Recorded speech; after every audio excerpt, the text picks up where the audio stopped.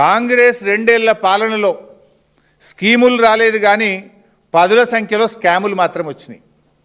6 గ్యారెంటీలు లేవు, 420 హామీలు లేవు. జాబ్ క్యాలెండర్ మాట దేవుడెరుగు కానీ స్కామ్ క్యాలెండర్ మాత్రం తెచ్చిండు రేవంత్ రెడ్డి. రేవంత్ రెడ్డి గారు జాబ్ క్యాలెండర్ అయితే దేలే, స్కామ్ క్యాలెండర్ మాత్రం తెచ్చిండు రేవంత్ రెడ్డి గారు. 2 ఏళ్లలో నెలకొక్క స్కామ్ బయటపడుతున్నది.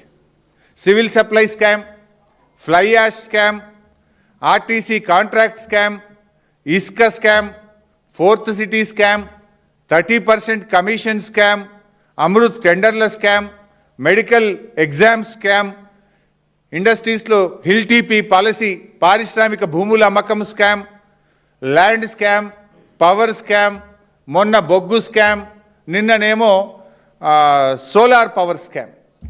ఇట్లా చదువుకుంటూ పోతే చాలా పెద్ద లిస్ట్ ఉన్నది. స్కీములు రాలే కానీ స్కామ్లు వచ్చినాయి రేవంత్ పాలనలో. కుంభకోణాలకు కేర్ ఆఫ్ అడ్రస్గా నిలిచింది రేవంత్ రెడ్డి గారి పాలన.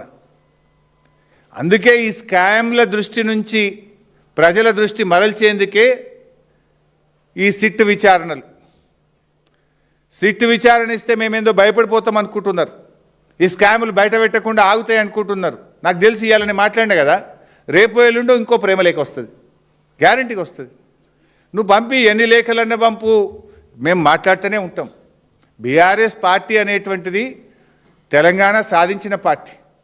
మాకు ప్రజలు ముఖ్యం, ఈ రాష్ట్రం ముఖ్యం, ఈ రాష్ట్ర హక్కులు ముఖ్యం. ఇవాళ సింగరేణి కార్మికులు ముఖ్యం. సింగరేణి మీద లక్షలాది జీవితాలు ఉన్నాయి. 5 జిల్లాలు సింగరేణిలో, పాత 5 జిల్లాలు సింగరేణిలో భాగం.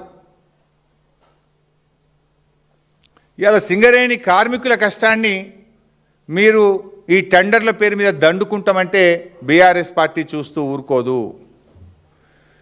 ఎందుకంటే మీరు ఆంధ్ర నాయకులతో చేతులు కలిపి ఇప్పటికే మా నీళ్లు మాకు కాకుండా చేస్తున్నారు. కృష్ణా గోదావరి జలాల్లో తెలంగాణకు అన్యాయం చేస్తున్నారు. సింగరేణి మీద కన్నేసి కోట్ల రూపాయలు కాజేసి కార్మికుల కడుపు కొట్టాలని చూస్తున్నారు. లక్షలాది మంది కార్మికుల భవిష్యత్తు ఇది. కేసీఆర్ గారు ఉన్నప్పుడు డిపెండెంట్ ఉద్యోగాలు తెచ్చిండ్రు.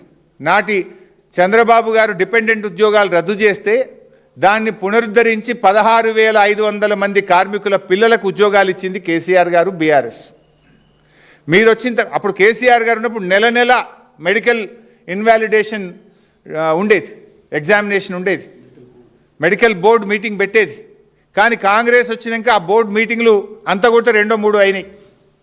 కేసీఆర్ గారు 16,500 ఉద్యోగాలు ఇస్తే మీరు పెట్టిందే 2 సార్లు మెడికల్ బోర్డు, అందులో 95% రిజెక్ట్ చేసి 100 మందికి కూడా ఉద్యోగాలు ఇవ్వలే మీరు.